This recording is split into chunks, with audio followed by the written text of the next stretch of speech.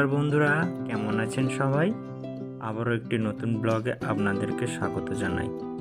হুগলি জেলার অন্তর্গত সম্বলপুর গ্রামে পুরুষ ব্যতীত সম্পূর্ণ মহিলা শিল্পী দ্বারা একটি যাত্রা তারা মঞ্চস্থ করলো সরস্বতী পুজো উপলক্ষে, যা ছিল অনবদ্য।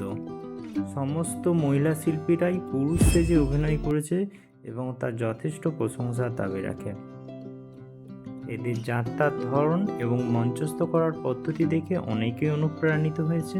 আগামী দিনে অনেক মেয়েরাই উৎসাহিত পাবে এরকম পালা তৈরি করার জন্য।